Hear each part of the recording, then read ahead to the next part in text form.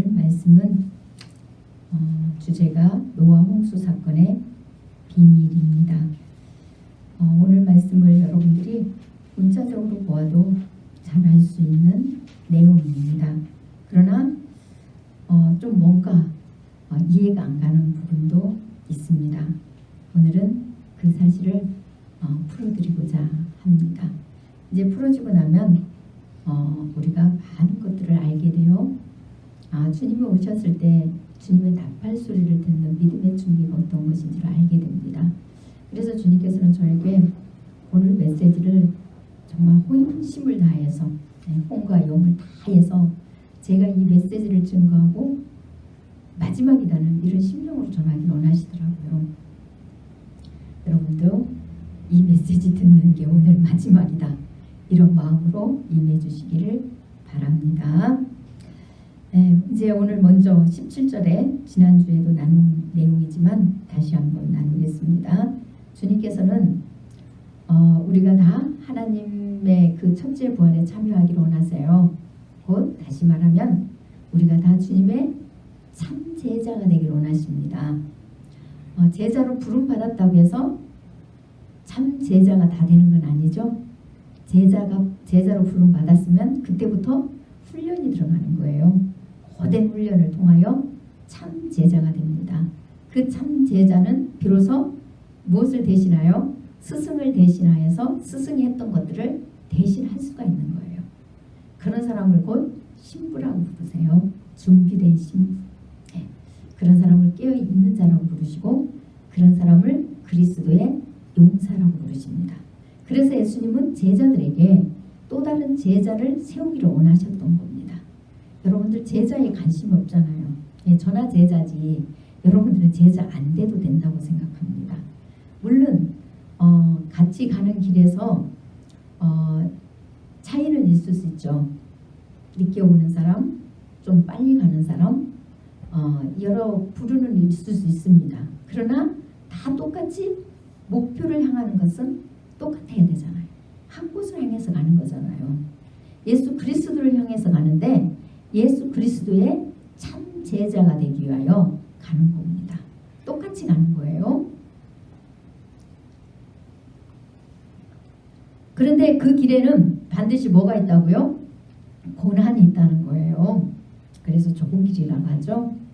좁은 길은 협착해서 찾는 이가 적다고 합니다. 이거는 다 아무나 이렇게 갖다가 붙이더라고요. 제가 보기에는 자기들이 넓은 길로 가가지고 죽어 있는데도 불구하고 자기들이 좁은 길로 간대요. 그래서 제가 가만히 생각해 봤어요. 좁은 길은 찾는 자가 적고 많이 안 간다고 그랬잖아요. 근데 다 자기들이 좁은 길을 간대요. 잘못된 단체들도 다 자기들이 좁은 길 간대요. 그 단체 아닌 자들은 다 넓은 길로 간대요. 그런 단체들이 얼마나 많은지 몰라요. 그러면 임마누엘 교회도 그렇게 이야기하죠. 저도 이야기하고. 그러면 많은 사람이 가고 있잖아요. 지금 이단들은 이단대로, 기성교회는 기성교회대로 다 가고 있는 것이니까 그 사람들은 그러면 좁은 길이 아니네. 가는 길이. 그러면 그 사람들이 가는 길하고 달라야 되죠. 그렇죠? 근데 저는 제 주위에 저하고 같은 길을 가는 사람들을 많이 못 봤어요. 임마누엘 교회에서만 보았습니다. 그 길을 가고 같이 가는 분들이 임마누엘 교회는 많아요. 감사한 일이죠. 남들이 보면 또 아이고 지교회 성도들이라고 자랑한다고 이렇게 이야기할 수 있겠지만 여러분들은 그 길을 들어오고자 하고 들어와서 같이 가는 분도 있고요. 앞으로 머지않아 정말 참 제자가 저는 많이 나타나리라 생각합니다. 그게 저에게는 가장 축복이에요. 하나님 앞에 영광이고. 좁은 길은 같이 가는 사람이 많지 않아요. 세상에 많은 사람들이 자기들이 좁은 길이라고 말하는 곳에는 들여다보면 좁은 길이 아니더라. 그런데 주님은 그 좁은 길에 고난이 있기 때문에 반드시 그 고난을 받기를 원하신데 그것이 하나님 뜻이라고 합니다. 고난받는 것이 하나님 뜻이래요. 여러분 지난주에 이 말씀을 나누기 전에 뭐 고난받는 것이 하나님 뜻일까? 이렇게 막연하고 생각했잖아요. 그냥 고난의 길 가야 된다고 하면 그냥 그날 듣고 잊어버리는 걸로 생각했어요. 그런데 오늘 또다시 제가 말씀하니까 어떻습니까? 제 이야기 아니죠? 하나님 말씀이에요.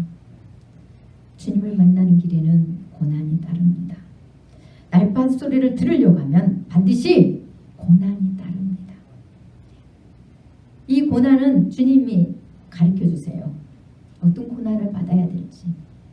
우리가 진짜 좁은 길로 들어가면 고난을 받게 되어 있어요. 그래서 악을 행함으로 우리가 잘못해서 매맞고 주님 앞에 와서 울려고 하지 말고 위로받으려고 하지 말고 주님이 원하시는 길로 감으로 인하여서 사람들로부터 고난을 받아서 하나님이 동행해주는 그런 은혜를 입으라는 겁니다. 정말 주님이 원하시는 고난의 길을 간다면 동행이 있으시다는 거예요. 이제 그것은 저 19절 20절에 가서 다시 창세기에 들어가서 설명해 드릴게요. 18절 다시 들어가겠습니다. 역시 오늘 또 주님의 십자가의 사랑이 나오네요. 여러분 듣기 싫어도 어쩔 수 없어요. 여러분 내가 십자가의 사랑 이걸 좀 덜 해보고 다른 걸 좀 해보려고 베드로전서를 차로 지금 가고 있는데 그냥 절절마다 십자가 사랑이 또 나와요. 어쩔 수 없습니다. 이거는 주님의 법이에요. 규칙입니다. 이 십자가의 사랑을 우리가 받아들이기 싫어하면 안 됩니다. 매일 듣고 매일 받아들이고 살아가야 우리는 주님의 나팔소리를 듣는 참제자, 기름을 준비한 자, 깨어있는 자, 그리스도의 용사, 그리스도의 신부가 되는 겁니다. 여러분들이 십자가의 은혜의 사건, 이 복음의 사건을 여러분들이 지겹다 여기고 듣기 싫어 여긴다면 여러분은 영원히 주님 앞에 철저히 회개하고 돌이키셔야 돼요. 그래야만 됩니다. 이거는 생명이고 처음과 마지막이 같기 때문에 어쩔 수 없어요. 이것이 없으면 다른 그 무엇으로도 주님 앞에 쓸 수가 없기 때문에 가장 소중한 거기 때문에 절절마다 이 십자가 사건이 연관이 되어 있는 것입니다. 그래서 예수님께서 18절에 이제 또 다시 십자가 사건을 말씀하세요. 이거는 너무 들어서 잘 아시니까 넘어갈게요. 그런데 18절에서 이제 중반부에 이제 예수님이 인간의 죄를 위하여서 죽으시고 의인인데도 불구하고 죄인을 위해서 곧 불의한 자를 대신하여서 이제 죽으시고 부활하시고 승천하셨대요. 그런데 그 다음인데요. 우리를 하나님 앞으로 인도하려 하심이라 이래 되어 있습니다.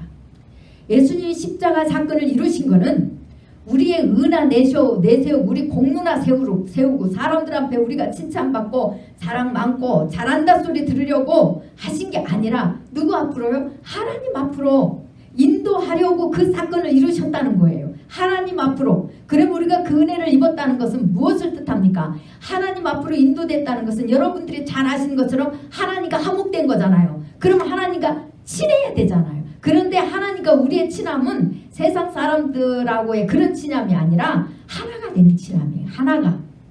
하나님 우리 안에 우리가 하나님 안에 거하는 친함. 그것을 누가 밝혀주신다고요? 성령님께서. 예수 그리스도의 십자가의 사건으로만 오시는 보혜사 성령님. 그 피의 값으로 주고 사셔서 우리 안에 우리에게 값없이 오시는 성령님의 은혜. 곧 우리의 죄를 용서해 주셨다는 표로 오셔서 우리의 죄를 밝혀주시고 우리 안에 누가 거하시게요? 예수 그리스도와 하나님이 거하시는 이 성전을 지어지게 하시려고요. 하나님께서 곧 예수님께서 그렇게 그 일을 이루셨대요. 그런데 우리가 그 은혜를 입었다고 하면서도 우리 안에 하나님이 동행하지 않고 있다면 우리는 지금 내가 아무리 의롭게 잘 산다고 생각해도 잘못 가고 있는 것입니다. 이거는 거짓이 아니에요. 성경에서 분명히 말씀하고 계시잖아요. 예수님께서 십자가의 사건을 이루신 것은 하나님과 우리의 막힌 담이 헐어서 하나가 되게 하신다고.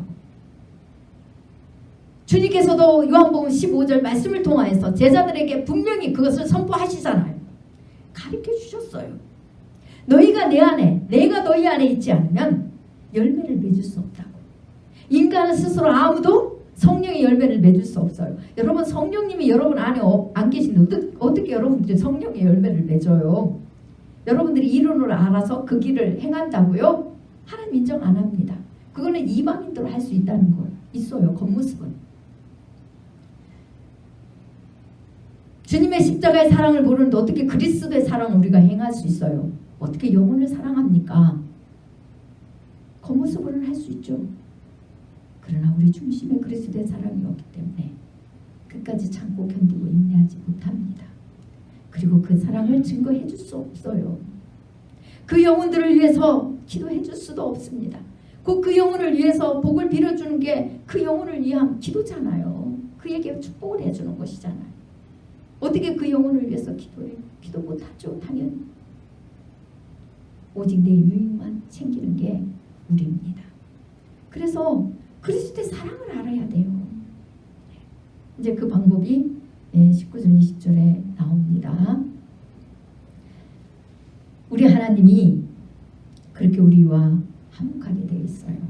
이게 없다면 우리는 돌아봐야 돼요. 내가 지금 가는 길이 바른지 돌아보셔야 됩니다. 내가 지금 제대로 회개하고 내가 진짜 겸손하게 하나님 앞에 무릎 꿇고 있는지, 정말 주님을 믿는지, 정말 주님의 사랑을 간절히 소망하고 가고 있는지, 갈수록 그 주님의 사랑이 내 안에서 그 특별한 총, 우리를 날마다 용서해 주시는 그 보혈의 공로가 내 죄를, 내 속에, 내 생각, 내 뜻, 내 먼지 같은 수많은 뿌려지는, 사단이 뿌려주는 수많은 죄악 속에서 진정한 우리가 그 공로를 입고 자유하면 은혜 가운데 살아가고 있는지, 오늘 죽어도, 오늘 주님이 오셔도, 이 시간에 오셔도 그분 앞에 설 수 있는 그 공로가 내 안에, 우리 안에 확실한지 여러분들 살펴보시고, 그게 없다면, 그게 희미하다면 여러분이 교만의 길로 가고 넓은 길로 갔다는 생각을 하시고 회개하고 엎드리시면 됩니다. 예수님께서는 이 은혜를 이루시고 나서 19절에 옥에 있는 영들에게 선포하시고 내려가셨어요. 선포하셨대요. 그래서 전번에도 제가 말씀드렸어요. 이 내용을 한번 하면서 그가 또한 영으로 가서 옥에 있는 영들에게 선포하시니라 이렇게 되어 있습니다. 이것을 기억하시는 분도 계실 거예요. 이 내용이 어디에 나와 있다고요? 사도신경. 우리가 사도신경 맨날 이게 외우잖아요. 아니 고백하잖아요. 신앙 고백을 사도신경으로 하잖아요. 그 내용에 그 우리가 외우는 그 본절에는 나와 있지 않지만 이제 영어 원문에는 그게 나와 있어요. 그런데 그게 빠졌어요. 사본인가 참 그게 나와 있는데 원문에는 그게 나와 있는데 어떤 내용이냐면 예수님이 십자가에 못 박혀 죽으시고 3일 동안 무덤에 계셨잖아요. 그 기간 동안 그 예수님이 어디로 가셨을까요? 영으로 무덤에 내려가셨다 그래요. 지옥에 내려가셨다는 내용이 사도행전 맨 밑에 그 간주처럼 이렇게 조그만하게 글이 써 있어요. 여러분 이제 이렇게 살펴보면 나와 있는 것을 볼 수가 있습니다. 공인된 원문에 있다고 합니다. 그러나 대다수의 우리가 외우는 본문에는 없다고 되어 있어요. 그 3일 동안에 예수님께서 지옥에 내려갔다는 거예요. 여기 옥은. 근데 이것 때문에 캐톨릭에서 뭘 주장합니까? 연옥설을 주장해요. 중간 연계를 이야기합니다. 중간 연계. 인간이 예수 안 믿어도 그냥 이렇게 저기 뭐야 좀 착하게 살면 큰 죄 안 지면 그 중간 연계에 머물러 있대요. 머물러 있는데 그 중간 연계가 옥이라는 것이라는 거예요. 여기서 이야기는 옥. 옥이라 그때 예수님이 그들에게 내려가서 복음을 선포해서 그들이 거기서 제사하면 은혜를 입고 천국으로 인도된다고. 그래서 믿는 자들이 이제 성당에 다니는 자들이 이제 죽고 나면 연도 넣어주고 제사 지내주면서 그 뭐에 미사 넣어준다고 하죠. 그래서 돈 가지고 가가지고 우리 아무개 좋은데 올려주세요 하고 그 연도를 넣어주면은 이제 그 사람들이 옥에 있다가 천국으로 올라가는 거예요. 참 편리하죠. 여러분 뭐하러 여기서 이렇게 힘들게 고난받으면서 좁은 길 갑니까? 저한테 다 맡기고 그냥 여러분 편히 사세요. 제가 먼저 여러분 먼저 다 그 대신 제 앞에 가세요. 그러면 제가 여러분들을 위해서 날마다 저 영혼들 하나님 옥에 있는 영혼들 저 다 천국으로 인도해 주세요. 제가 기도해 주면 여러분 다 천국으로 올라가는데. 근데 옥이라는 개념이 사실은 있어요. 네, 있어요. 없는 게 아니에요. 그런데 영혼이에요. 영혼. 네, 이 땅에서도 요 레벨이 있잖아요. 네, 다 있습니다. 그것은 여러분들이 이제 지금 다 나중에 주님 은혜 입으면 다 주님이 가르쳐줘요. 성경에서도 다 제시하고 있으니까 그거는 말할 필요가 없고. 근데 지옥에 내려가셔서 하나님께서 승리하셨다는 사실을 이제 선포했는데 왜 굳이 선포를 하셔야 되느냐? 20절에 보니까 그들은 전에 노아의 날 방주를 준비할 동안 하나님이 오래 참고 기다리실 때에 복종하지 아니하던 자들이라 이래 돼 있습니다. 왜 복종이 뭘까요? 복종하지 않았어요. 왜 복종하지 않습니까? 믿지 않으니까. 약속을 믿지 않아요. 노아의 날에 노아 방주 전에 심판에 임했던 사람들은 여러분 안 믿는 사람이라고 세상 사람이라고 생각하세요? 아닙니다. 셋의 후손이에요. 하나님 이름을 부르는 하나님 백성들이 세상 심판할 때 같이 멸망당했다는 뜻이에요. 네, 같이. 주님이 그런데 그들을 오래 참고 기다리셨대요. 그런데도 불구하고 그들은 끝까지 노아가 방주를 준비하는 기간 동안 준비를 안 합니다.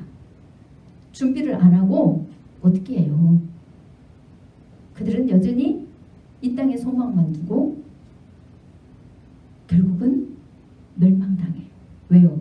제사함의 은혜를 못 입어가지고 십자가의 보혈의 은혜를 못 입어가지고 결국은 멸망당해요. 믿지 않아서. 믿지 않으니까 여전히 세상에 머물러 있고 그것을 떠나고 고침받으려고 하나님 앞에 오지 않았다는 거예요. 그리고 노아처럼 방주를 준비하지 않아요. 곧 예수 그리스도의 그 약속을 붙들지 않아요. 네. 그래서 결국은 그들이 물은 구원의 편인데 결국 그 물로 심판을 당해요. 이들이 분명히 이때 복음을 들어요. 하나님 은혜의 말씀을 노아를 통해서 듣습니다. 그런데 비웃음 날리고 이들이 비방해버리고 노아를 박해하고 안 들어요. 그리고 심판당합니다. 그럼 이들이 뭐라고 생각하겠어요? 사실이 이루어진 것을 눈에 볼 수가 없잖아요. 이제 주님께서 계시록에 보면 마지막 둘째 백보자 심판 모든 자들이 다 그 사망의 부활로 나와요. 첫째 부활에 참여하는 자, 예수님께서 나팔 소리를 듣고 신부로 준비된 자들은 첫째 부활에 들어갑니다. 그들은 둘째 사망이 그들을 주장할 수가 없어요.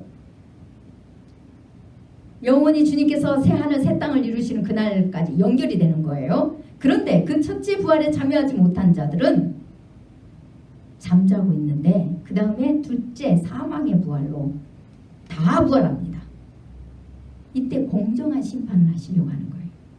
왜요? 이들이 뭐라고 할까요? 가서 저희는 몰랐어요. 저희는 주님의 구원의 역사가 이루어진 것도 보지도 못했고요. 예수님 오신 것도 못 봤어요. 예수님의 십자가 사건도 듣지도 못했고 못 봤어요. 이럴 수 있었잖아요. 그런데 그들에게도 공평한 심판을 하시기 위해서 예수님이 그때 노아를 통하여서 선포한 그 약속이 사실이라는 거. 아니요. 이미 아담을 통하여서 그 복음이 전해졌잖아요. 그래서 그거 보고 원시복음이라고 하잖아요. 짐승의 피로 짐승의 그 가죽옷을 아담과 하와가 입었잖아요. 그래서 하나님의 진노로부터 보호받잖아요. 하나님 앞에. 이미 그때부터 예수 그리스도에 대한 복음이 선포가 되었어요. 그들은 듣고 살았는데 이제 그것이 이루어지기 전에는 사실인지 아닌지 모르잖아요. 그래서 예수님께서 이제 이루셨기 때문에 당신이 친히 이루신 사실을 그들에게 가서 선포하셨다는 뜻이에요. 그들에게. 그래서 공정한 심판을 하신다는 겁니다. 그런데 이때 노아의 홍수 이때에 방주에서 물로 말미암아 구원을 얻은 자는 몇 명뿐입니까? 겨우 8명이래요. 그것도 노아 한 사람의 믿음으로 인해서 그 가족이 7명이 구원받은 거예요. 여러분 한 사람의 믿음이 그만큼 중요하다는 거예요. 그러면은 노아 홍수 그 시대로 한번 넘어가 볼게요. 과연 노아 홍수 때 노아는 어떤 사람이었길래 하나님의 그 음성을 듣고 준비를 했을까? 어떻게 멸망할 걸 하나님으로부터 받았을까? 어떤 사람에게 어떤 준비를 했을까? 우리 한번 살펴보도록 하겠습니다. 비밀이 풀어져야 되잖아요. 제가 비밀이라고 주제를 잡았으니까. 창세기 6장입니다.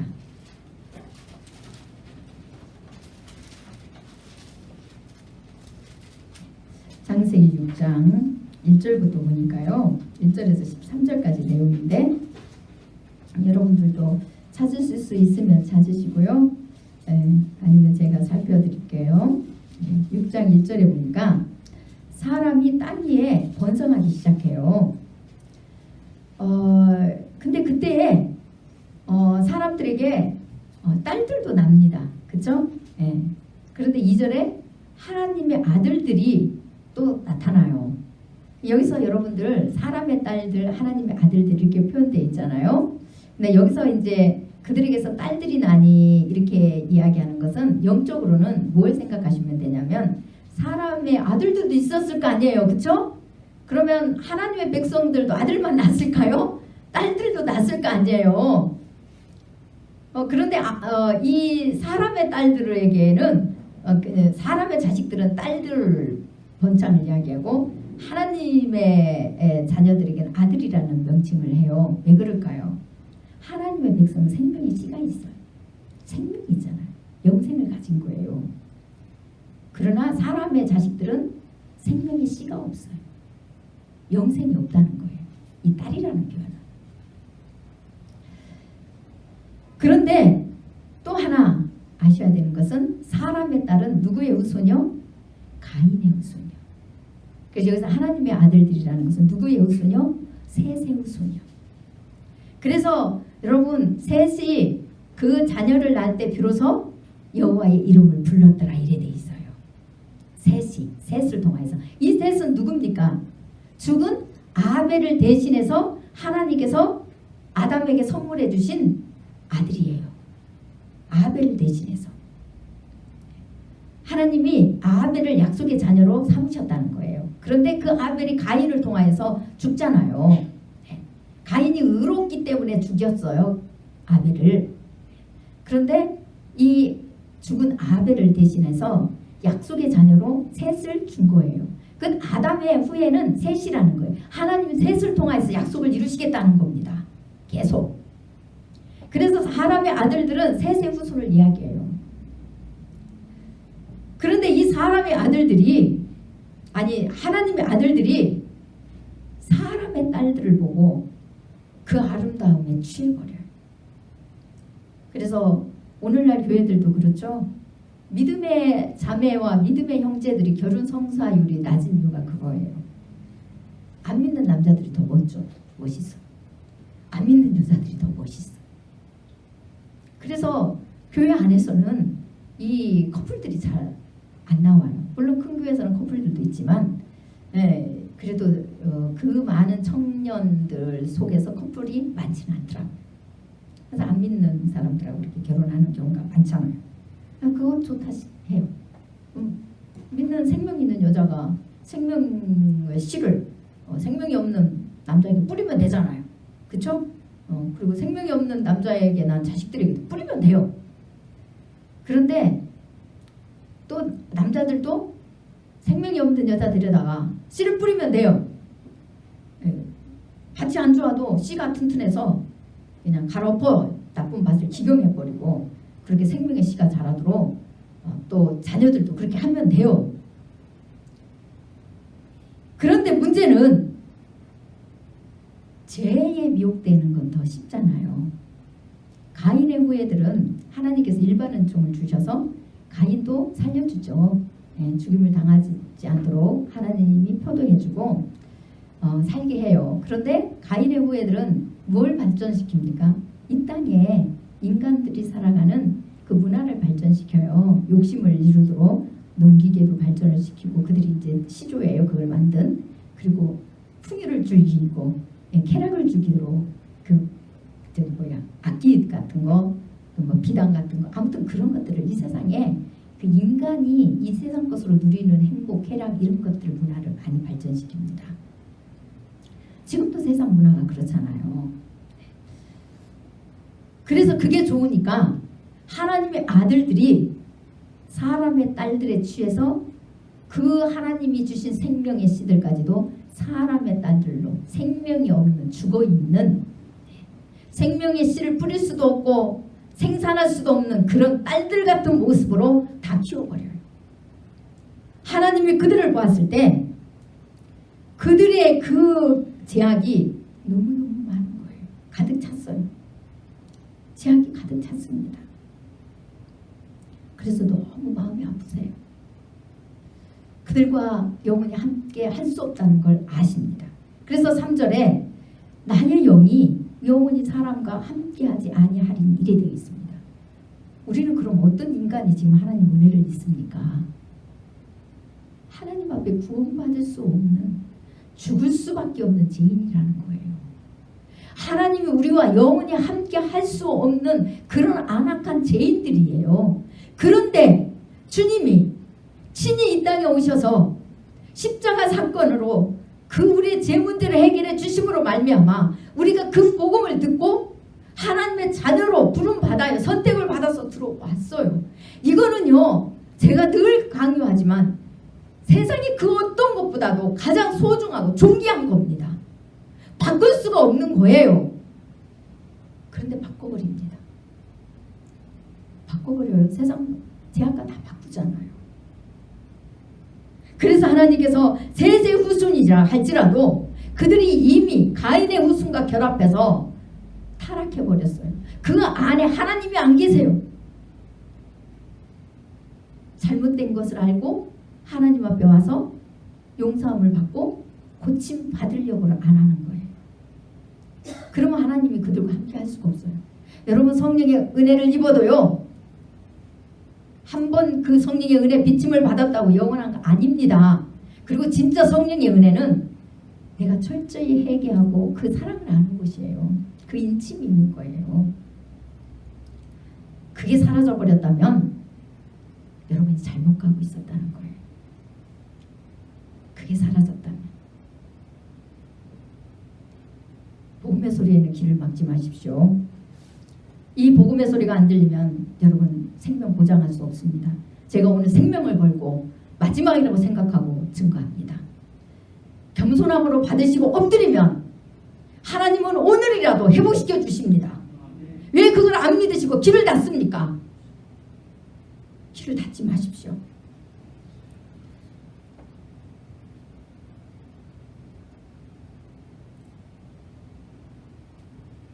하나님께서는 이 당시에 하나님의 아들들이라고 하는 사람들이 길을 닫고 있었어요. 이 당시에도 보이지 않는 수많은 선지자들이 있었습니다. 대표적인 사람이 누굽니까? 에녹. 에녹이 하나님과 동행했다는 건 무엇입니까? 선지자예요. 선지자. 그가 죽음을 보지 않고 올라가잖아요. 하나님과 동행했다는 것은 하나님과 동행하면서 좁은 길을 걸으면서 고난의 길을 걸으면서 끊임없이 세세 후손들이 타락하는 것을 보고 복음을 증거하고 가인의 후손들에게도 끊임없이 돌아오라고 다시 하나님의 자녀를 회복하라고 복음을 증거해 하다가 증인으로서 간 사람이에요. 그래서 죽음을 보지 않고 올라간 겁니다. 우리도 그 증인들은 예수 그리스도께서 재림해서 믿음의 사람을 부르러 올 때 그 준비된 신부의 자격을 가진 자들, 참제자가 된 그 고난의 길, 그 죽음의 길을 간 사람들은, 준비된 자들은 육체의 죽음을 보지 않고 에녹처럼 올라가요. 올라갑니다. 성경에 분명히 나와 있잖아요. 죽음을 보지 않고 영원히 살 것이라. 우리가 죽기 전에 주님이 오시면, 그럼 여러분 죽기 싫으면 주님이 지금 빨리 오시길 기다리셔야 돼요. 죽음은 무서워하면서 왜 준비를 안 합니까? 죽음을 무서워하면 죽지 않고 오시려면 죽지 않고 가려고 하면 예수님이 빨리 우리가 살아있을 때 오셔야 되잖아요. 근데 그 준비를 안 하고 죽는 건 무서워요. 주님이 이 땅에 우리가 살아있을 때 오시는 준비를 한 사람은요, 주님의 음성도 듣지만요. 지금 죽어도 이미 우리 안에 주님이 계셔서 주님의 은혜가 있기 때문에, 주님의 사랑이 있기 때문에, 주님의 음성을 듣기 때문에요. 저 천성을 이미 이루어졌잖아요. 그래서 두려워하지 않는 거예요. 이미 영이 부활이 되어 있기 때문에, 육체의 부활을 믿으니까 사는 걸 믿어요. 그러나 주님께서는 또 한 번 노아를 통하여 세상을 구원하시려고 노아를 부르십니다. 세상은 죄가 많아나고 타락이 됐어요. 5절부터 8절까지. 그런데 그 속에서도 한 사람, 노아는 하나님의 은혜를 입었대요.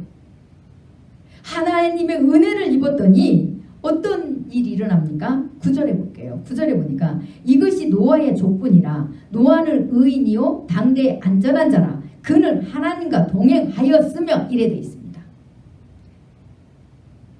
은혜 입은 사람이 하나님과 동행이 없어요. 안 되죠?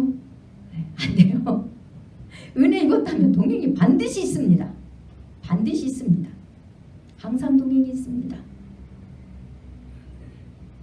때로는 느껴지지 않아도 뭐가 있어요? 우리 내면에 있다는 사실을 믿어줘요. 믿어줘요.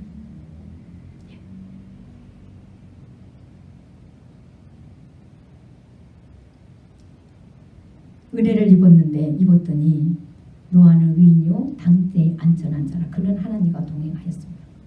여러분 이 사실 때문에 여러분들이 교만해집니다. 다시 해석해 드릴게요. 노아가 의인이고 안전한 자라 그래서 예수님처럼 그렇게 점도 흠도 없이 안전했을까요? 노아 인간이에요. 나중에 어떤 일이 일어납니까? 술 취해가지고요 포도주 먹고 벌거벗어서 장막에 누워있다가 막내 아들이 그거 보고 그 고자질 해가지고 막내 아들이 저주받아서 가나안 백성이 돼요. 이스라엘 백성들은 그걸 아는데 차마 제가 제 입으로 말씀을 못 드리겠어요. 우리 이제 오후 성경 공부와 반한테는 이야기를 드렸습니다. 이스라엘 백성들은 그 내용을 안다고 하더라고. 노아가요 안전한 자였으면 그랬을까요? 물론 죄지라 소리 아닙니다. 여러분 그게 아니에요. 하나님의 은혜라는 사실을 강조하는 거예요. 우리 인간은 아무리 의롭고 완벽해 보여도요 하나님 앞에 온전한 자가 없다는 거예요. 예수님처럼 죄 한 번도 안 짓고 그렇게 완벽하게 생각과 마음도 깨끗해가지고 일평생 그러는 자가 없다는 사실을 강조하는 겁니다. 여기서 노아가 의인이요 안전한 자라고 하나님 앞에 인정을 받은 것은 예수 그리스도, 곧 지금으로 말하면 예수 그리스도로 온전히 믿음으로 곧 은혜 안에 있었다는 거예요. 은혜. 겸손함으로 날마다 자기 죄성을 보고 하나님 앞에 날마다 엎드려서 십자가의 그 사랑을 덧입고 그래서 그 의로운 옷으로 날마다 자기의 허물을 덮는 이 은혜, 곧 세마포 옷을 입고 더럽히지 않았다는 겁니다. 그래서 계시록에 하나님 앞에 마지막까지 쓰는 자가 누굽니까? 날마다 자기 두루마기를 빠는 자들이 복이 있다 이래 돼 있잖아요. 이런 자에게 하나님께서 함께 해주시고 동행을 해주시니까 하나님의 마음을 알아요. 마음. 하나님의 얼마나 우리 노아를 사랑했는지, 인간을 얼마나 사랑했는지를 압니다. 여러분 육체로 죄 하나도 안 지어도요 이 세상에서 살아가다 보면요 사단이 혼자 있어도 따라다녀요. 무인도에 가도 따라옵니다. 무인도에 혼자 살면 죄 안 질 것 같죠? 생각과 마음으로 죄 짓게 해요 사단이. 그런데 주님에 대한 온전한 믿음, 주님이 말씀하시는 그 약속을 온전히 믿는 거예요. 그 믿음이 있을 때 우리는 주님 앞에 겸손함으로 엎드릴 수 있습니다. 우리의 모든 죄들을 다 주님 앞에 고백할 수 있어요. 내어놓을 수 있어요. 그리고 그분이 우리를 사랑해 주셔요. 그 죄를 날마다 허물을 덮어주시는 그 사랑. 그래서 사도 바울도 그런 고백을 하잖아요. 사도 바울은 육체로는 법으로 흠이 없는 자라고 그랬어요. 가말리아 문화생이고요. 율법으로 흠이 없던 자예요. 열심히 특심해서요. 하나님을 믿는 믿음이 얼마나 거셌는지요. 예수 믿는 개수들을 다 죽이러 다닌다고 발벗고 뛰어다녔던 사람이에요. 사도 바울은. 그런 바울도 물론 예수님을 박해했기 때문에 악하다고 했지만요. 그러나 그 속에 있는 재성은 율법으로는 해결할 수 없다는 것을 사도 바울은 알았어요. 예수님 만나고 난 뒤에. 자기 속사람은 어찌할 수 없다는 것을. 겉은 법이 무서우니까 다 지켜야 되죠. 안 그러면 형벌만 있으니까. 무서워서 다 지켰어요. 공동체에서 출교 안 당하기 위해서 다 지켰어요. 그렇지만 예수님 만나고 나서 그의 내면에서 올라오는 수많은 재성들을 발견하면서 오라 나는 공고한 자로다. 이 사망의 몸에서 누가 나를 건질고. 그리고 8장에 고린도전서 로마서인가요? 8장 이야기하잖아요. 8장에서 내가 한 법을 알았으니 이 사망의 법에서 나를 해방시켜줄 성령의 법, 사랑의 법이 나를 해방시켜준다고. 그래서 법도 아름답고 계명도 아름답고 다 아름답다고. 왜요? 법이 있고 계명이 있으므로 자기가 얼마나 악한 죄인인 줄 알아서 하나님의 은혜를 전적으로 필요로 느끼고 사니까요. 성령의 은혜가 어떤 건지를 느끼고 살고 날마다 그 성령의 은혜가 사라지지 않고 더 충만해서 그리스도 안에 더 깊게 연결해줘서 하나님이 끝없이 우리를 용서해 주시고 계시는 그 보혈의 사랑을 날마다 느끼기 때문에요. 그래서 첫사랑을 놓치지 않아요. 우리는 죄인이고 그 죄를 용서해 주시는 그 약속을 믿어서 하나님과 우리가 그 사랑의 관계를 맺은 그 첫사랑. 그래서 하나님과 연합의 관계를 맺은 그 첫사랑을 사도 바울이 놓치지 않았기 때문에 사도 바울은 예수 그리스도께 참 제자라는 인정을 받고 예수님과 함께 다니지 않았음에도 불구하고 12제자의 반열에 들어가는 거예요. 사도 바울이. 사도라는 명칭을 그래서 받아요. 그리고 증인된 삶을 살잖아요. 순교합니다. 하나님께서 그렇게 노아와 동행함으로 노아를 그렇게 만들어주신 거예요.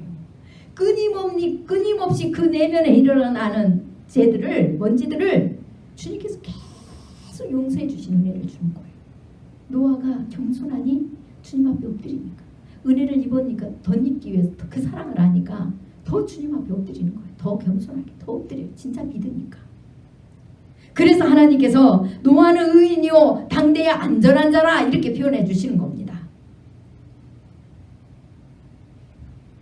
그리고 그에게 생명의 씨가 있는 아들 셋을 주세요. 내가 볼 때는 딸들도 있지 않았겠나 좀 그 생각도 들어요. 그런데 생명이 없다고 기록이 안 된 거 아닌가? 근데 그러진 않겠죠. 왜 그러냐? 예, 이제 구원받은 자는 딱 8사람이라고 되어 있으니까. 예. 네, 며느리들 구원받았었죠. 며느리들 있잖아요. 며느리들. 아직 그 며느리들이 자식은 안 낳았어요. 노아의 이 믿음으로 그 가족이 노아를 통해서 생명의 씨를 받고 노아가 걸어가는 길을 갔다는 거예요. 여러분. 구원이라는 건 이런 거예요. 여러분 한 사람이 이 노아 같은 믿음을 가졌을 때 비로소 하나님께서요. 그 노아 한 사람 믿음을 통해서 생명의 씨가 뿌려지게 하고 그 가는 길이 무엇인지를 가르쳐주고요. 하나님께서 그 후손을 궁일이 여겨서요. 조건 없이 그에게 찾아가서 노아를 보고요. 그 후손을 노아처럼 준비하게 해서 그 구원을 받게 하는 겁니다. 그 당시 8사람뿐이에요. 노아 한 사람 은혜 받았어요. 다 자기들이 옳다고 여겼어요. 자기들은 죄인이 아니라고 여겼어요. 하나님께서는 겸손하게 하나님 앞에 죄인으로 엎드린 자는 다 책망하지 않고 받아들여 주십니다. 그런데 의인이라고 뻐기고 있는 자들은 하나님 악인이라고 그래요. 바리새인 서기관들을 하나님께서 말씀하신 것처럼. 그 대신 뭐를 하실까요? 그들의 죄를 자꾸 들춰줘요. 그게 하나님 사랑이에요. 죄인인 걸 깨달아서 주님의 은혜를 필요로 하고 엎드리라고요. 이 소리에 귀를 닫아버리면 안 됩니다. 은혜를 잊어버리고 은혜를 모르고 그러면서도 자꾸 이 소리 듣기 싫어서 이건 내 입으로 할 수 없는 거거든요. 의롭게 사는 거는 내가 좀 뭐 마음 먹고 독한 사람을 할 수 있잖아요. 마음도 마음 뭐 마인드 컨트롤, 마음도 컨트롤해 버릴 수 있는 인간의 힘으로 할 수 있어요. 그런데 은혜는 내 마음대로 안 되거든요. 내가 겸손하게 낮아져서 진짜 예수 그리스도의 약속의 그 표를 믿고 그분 앞에 엎드려야 됩니다. 겸손하게 엎드렸을 때 회복시켜 주세요. 다시 회복받아야 됩니다. 또 이게 은혜 없고 그냥 겨우 맛만 보고 아직 어린아이인데 내 의로 계속 살아가려고 하는 사람은 하나님 은혜가 필요 없이 자기 의로 살아가는 거예요. 그러니 주님의 십자가 사랑이 안 나오죠. 그분 앞에 눈물이 안 나오죠. 그 사랑을 모르니까. 그 다음에 하나, 이렇게 주님이 동행하니까 어떤 일이 일어납니까? 14절에 이제 다 13절에 모든 사람은 모든 땅에 있는 혈육 있는 것들을 다 멸해버리려고 주님께서 말씀하셨어요. 근데 이 멸함이라는 것은 원래 멸하려고 한 게 아니라 노아를 통하여서 그 백성들을 구원을 있게 하려고 그랬 거라고 했잖아요. 그래서 노아에게는 하나님이 다 하나님의 뜻을 알립니다. 아브라함에게 알린 것처럼 노아에게도 알려요. 그래서 요한복음 15장에 보면은 어떤 말씀이 있냐면 저기가 있어요.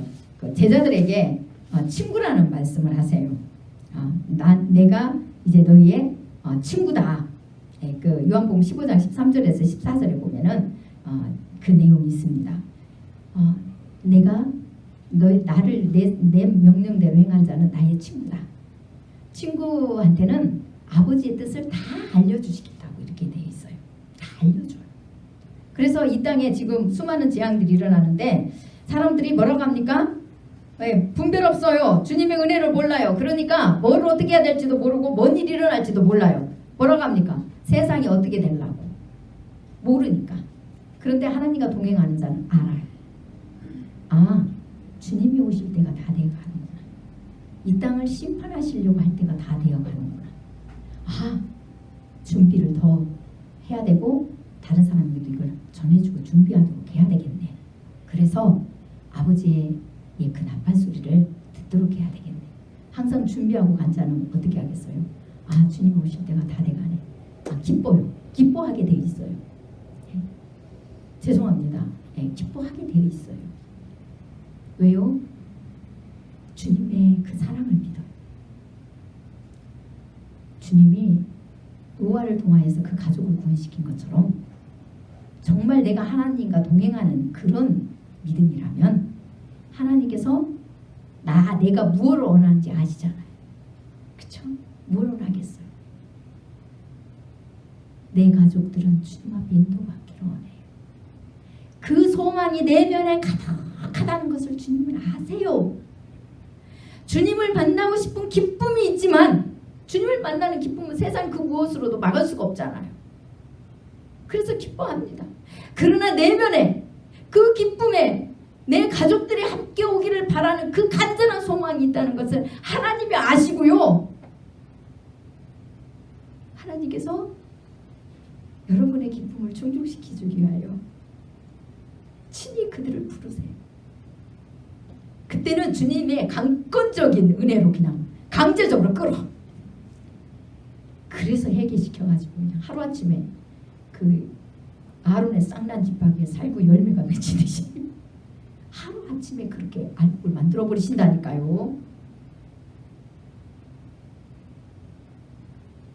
그렇게 십자가의 사랑을 젖어가지고 물론 먼저 앞선 그 믿음의 가족 중에 그 사람만큼은 이제 그런 곳에는 없을 수는 있죠.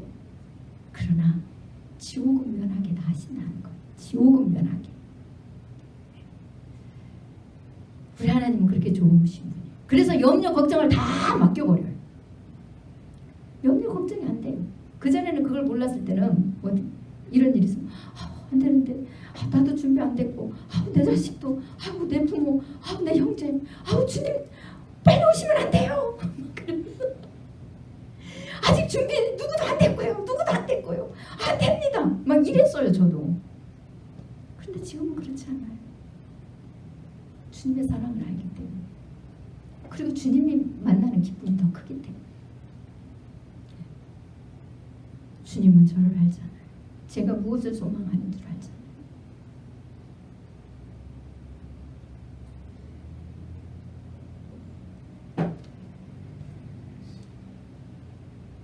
하나님께서 믿는 자들에게는 세상에 일어나는 일을 보면서 준비시키고 알게 하세요. 믿지 않는 자들은 세상에 일어나는 일을 보고 기절합니다. 끝까지 해결치 않아요. 계시록에 다 기록되어 있습니다. 오히려 더 안악해져서 더 하나님을 비방한다고 그랬어요. 13절에 분명히 믿음의 사람들에게 하나님 뜻을 알린 것처럼 노아에게도 알리시잖아요. 세상을 내가 멸망시킬 것이다. 그러니까 너는 내가 시키는 대로 방주를 준비해라. 곧 오늘날로 이야기하면 첫사랑을 항상 놓치지 않고 준비하라. 주님을 믿어라. 끝까지 더 굳건하게 해주시는 거죠. 우리에게 그 맞이 주님 오실 때를 알려주신다는 거예요. 이게 동행한 사람이에요. 근데 아직도 그걸 모르고 앉아있다면 안 되죠. 이게 은혜 입은 사람입니다. 이게 십자가의 사랑을 경험한 사람들이에요. 날마다 그 은혜를 입고 가는 사람들이에요. 그래서 계시록에 에베소 교회에 뭐라고 합니까? 첫사랑을 회복하라고 하잖아요. 그들의 삶을 보면 첫사랑을 잊어버렸다고 보이지 않아요. 그런데 첫사랑을 회복하래요. 그러면 오늘 제가 유난히 그 등불 준비하는 찬송을 많이 했잖아요. 왜 그랬을까요? 그럼 이 첫사랑은 무엇과 연관이 될까요? 열처녀가 다 등을 준비하고 등불을 켜가지고 예수님을 기다리잖아요. 근데 5처녀는 기름을 준비 안 했어요. 5처녀는 기름을 준비했어요. 오늘은 그 내용 아니니까 제가 여기 연관되는 내용만 찾게 할게요. 기름을 준비했어요. 그 기름이 뭘까요? 첫사랑인데 뜨거운 사랑의 이야기. 여러분 사랑을 뜨겁게 하면 뭐라고 합니까 여러분? 뭐라고 해요? 불태운다고 하잖아요. 사랑을 뜨겁게 하면 불타요. 불타. 그래서 뜨거운 사랑이 기름이에요. 하나님에 대한 뜨거운 사랑. 그 첫사랑. 처음에 약속한 그 첫사랑. 주님 오시는 그때까지 그것을 놓치지 않는 게 세마포 옷을 날마다 깨끗이 씻는 거예요. 더럽히지 않는 거예요. 이 사랑이 있는 사람은 날마다 주님이 우리의 죄와 허물을 용서해 주시는 그 점도 흠도 없이 세마포 옷을 날마다 빨아서 깨끗하게 해주시는 그 은혜를 날마다 입어요. 그래서 때가 오래면 오래수록 그 사랑이 더 깊어져서 주님의 뜻이 깨달아지고 알아줘요. 그래서 어두운 데 있는 자처럼 오히려 하나님을 원망하고 기절해버리고 무서워서 떨고 숨고 이런 일들을 안 합니다. 주님 오시옵소서. 언제 오든지 늦게 오든지 상관이 없어요. 뜨거운 그 기름이 있기 때문에.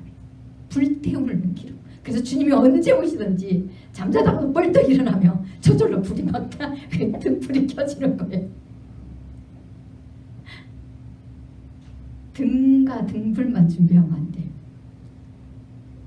기름은 그 뜨거운 사랑입니다. 펄펄 끓려. 저도 주님으로부터 배웠어요. 저도 첫사랑을 잃어버리고 자꾸 제가 의인이 돼가니까 그래도 저는 다행히 성령의 기름 부음 그 은혜를 완전히 소멸시키기 전에 깨닫게 하셔서 그래도 빨리 회복을 했죠. 안 그러면 어떤 사람은 그냥 다 껌껌한 절벽이 된 다음에서 깨닫는 경우도 있더라고요. 그럼 얼마나 제가 첫사랑이 뭐냐고 물었겠어요. 주님 앞에. 계시록을 봐도 이 사람을 행동들을 보니까 세상에 불같은 믿음으로 정말 생명을 거는 삶을 살았더라고요. 계시록 에베소에서 교인들이. 아니 근데 첫사랑을 잃었다고 하니까 아니 나보다 더 열심히 살았는데 아니 이 사람들이 첫사랑을 잃었으면 아니 도대체 뭐예요 주님? 열정도 아니네. 열심도 아니네. 도대체 뭡니까? 제가 막 물을 수밖에 없어요. 아무로 가르쳐줄 사람도 없고 성경에도 없고 얼마나 물었는지 몰라요. 근데 이제 나중에 이제 깨우치고 나니까 성경에서 보여요. 보이더라고요. 등불도 보이고 막 보이고 보여요. 이 노아가 은혜를 입고 그 첫사랑으로 준비되어서 알려주었습니다. 그 다음에 이 첫사랑의 은혜가 있는 자들은 신부의 영성을 가진 자입니다. 노아와 같이. 준비된 자들은 계시록 한번 넘어갈게요. 이제 맨날 주일마다 부흥입니다. 죄송합니다. 어쩔 수 없어요. 생명과 연관되어 있는 거기 때문에 계시록 어디 가볼까요? 계시록 20장 가볼게요. 첫째 부활에 참여한 사람들을 보십시오. 어떤 사람들입니까? 계시록 20장 4절부터 읽어볼게요. 예수님의 이제 나팔소리를 듣고 재림할 때 나팔소리를 듣고 첫째 부활에 참여한 사람들입니다. 물론 먼저 죽은 사람도 있고 죽음을 보지 않고 물론 올라간 사람도 있겠죠. 영접한 사람도 있겠죠. 근데 그 사람들에 대한 신앙을 말씀해 주세요. 20장 4절에 또 내가 보호자들을 보니 거기에 앉은 자들이 있어 심판하는 권세를 받았더라. 또 내가 보니 예수를 증언함과 하나님의 말씀 때문에 목배임을 당한 자들의 영혼들과 또 짐승과 그의 우상에게 경배하지 아니하고 그들의 이마와 손에 그의 표를 받지 아니한 자들이 살아서 그리스도와 더불어 1000년 동안 왕노로 타니 그 나머지 죽은 자들은 그 1000년이 차기까지 살지 못하더라. 이는 첫째 부활이라. 이 첫째 부활에 참여하는 자들은 복이 있고 거룩하도다. 둘째 사망이 그들을 다스리는 권세가 없고 도리어 그들이 하나님과 그리스도의 제사장이 되어 1000년 동안 그리스도와 더불어 왕노로 타리라. 이래 되어 있습니다.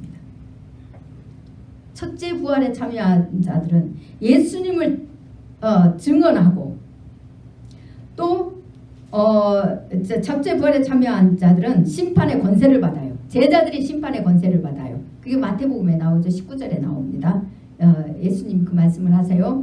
너희들이 모든 것을 다 버리고 나를 따르면 주님이 다시 오셔서 영광을 가지고 다시 오셨을 때 하나님의 영광을 가지고 오셨을 때 하나님께서 이스라엘 백성들을 예수님이 심판할 때 그 심판 그 보좌의 그 자리에 너희들을 함께 그 심판의 자리에 앉게 해주겠다 이래 돼 있어요. 또 계시록에도 나와 있죠.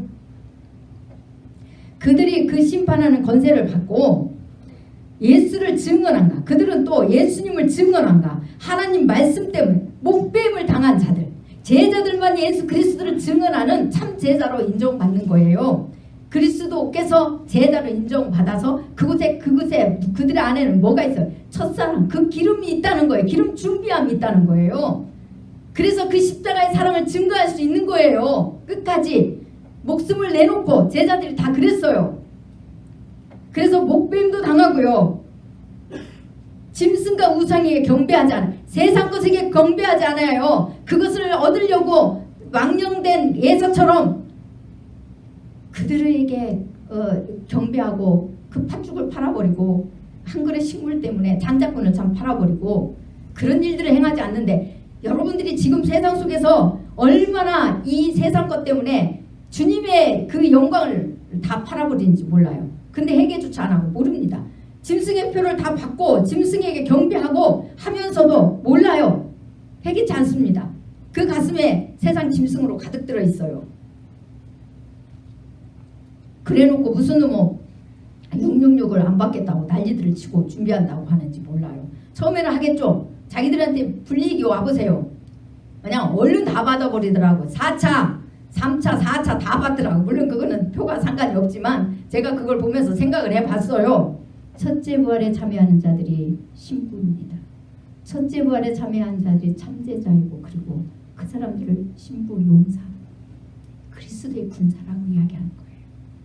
그들의 삶이 예수 그리스도의 사랑이 있었기 때문에 이렇게 할 수 있는 거예요. 예수 그리스도의 사랑 없이도 이렇게 하는 거는 예수님의 십자가의 사랑 없이 없는 거기 때문에 죽어도 개죽음이에요. 개죽음. 하나도 주님 인정 안 합니다. 열정으로 이렇게 하는 사람도 있겠죠. 그런데 이것을 확실하게 증명하는 것은 누구만 알아요? 본인과 예수님이 알고 또 그 성령의 은혜가 있는 사람만이 알아요.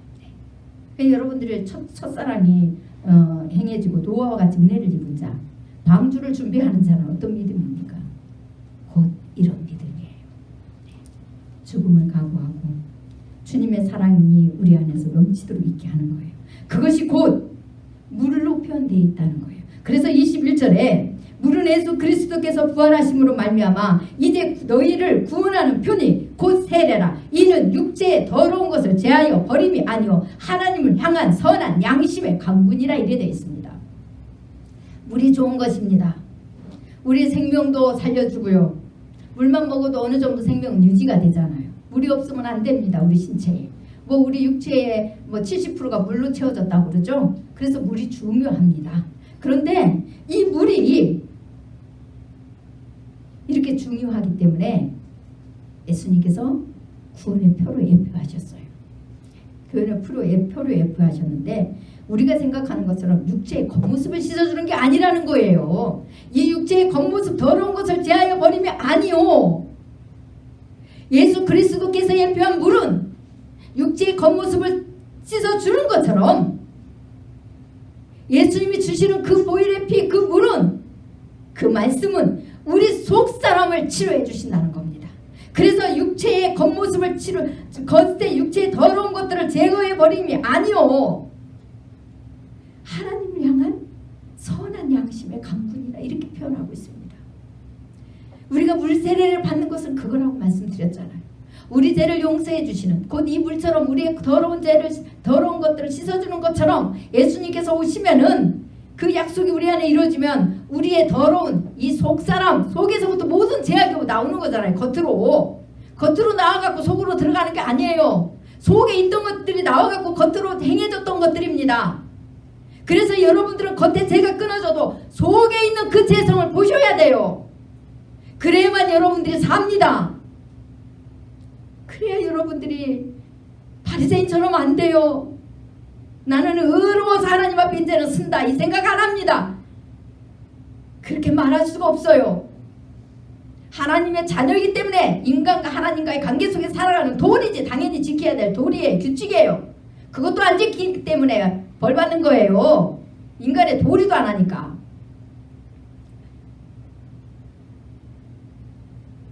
우리 속에 그 죄의 뿌리를 말마다 씻어주시는 그 은혜.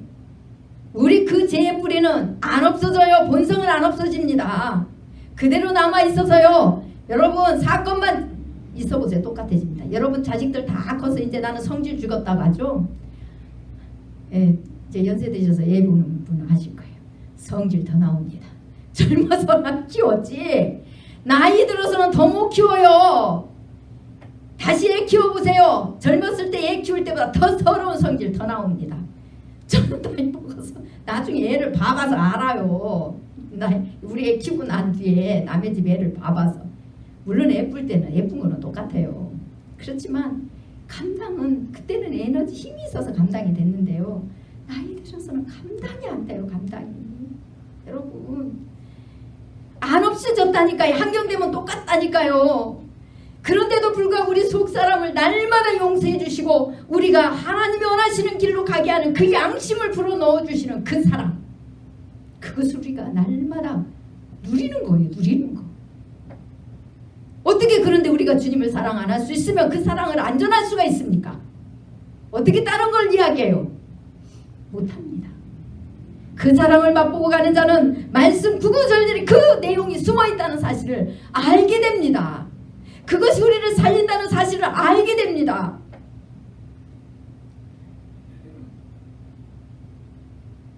그래서 우리가 받는 성령의 세례라는 것은 그런 거라는 거예요.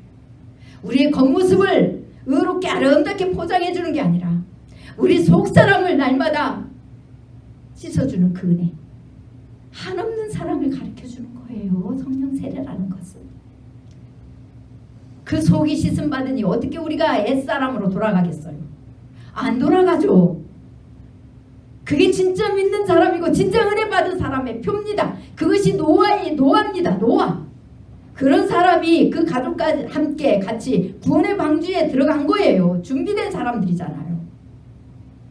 그게 노아 홍수의 비밀입니다.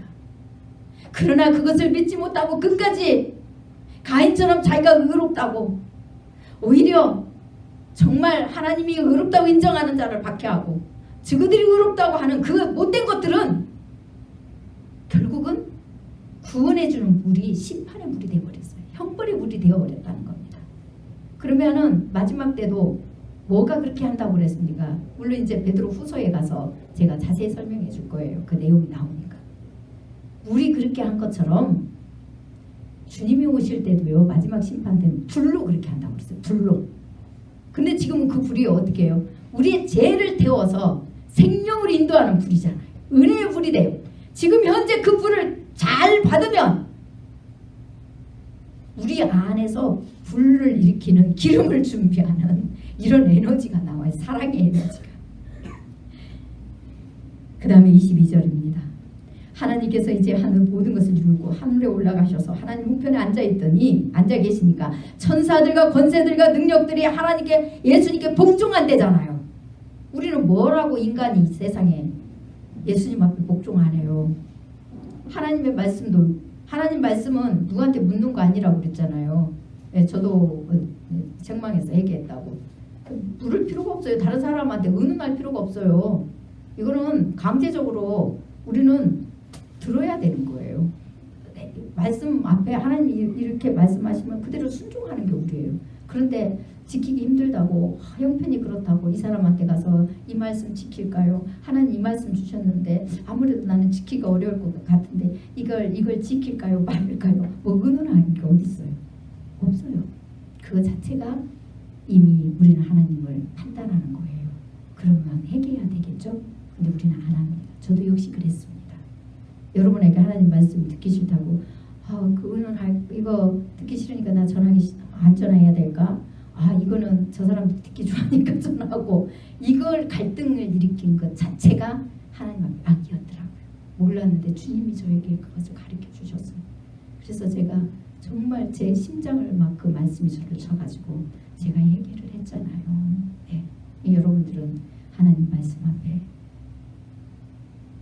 먼저 복음 앞에 복종하십시오. 겸손하게 엎드리십시오. 중심으로 낮아지면 하나님께서는 아론의 쌍난 찌꺼기처럼 오늘 이 시간에라도 여러분에게 그 열매가 맺히는 은혜를 주시고 그 열매가 다른 사람에게도 있게 하고 여러분에게도 항상 있어서 주님이 오셨을 때 그 십자가의 사랑의 열매를 내보이고 성 안에 들어갈 수 있는 권세를 받습니다. 그런 여러분 다 되시기를 간절히 축원합니다. 기도하겠습니다.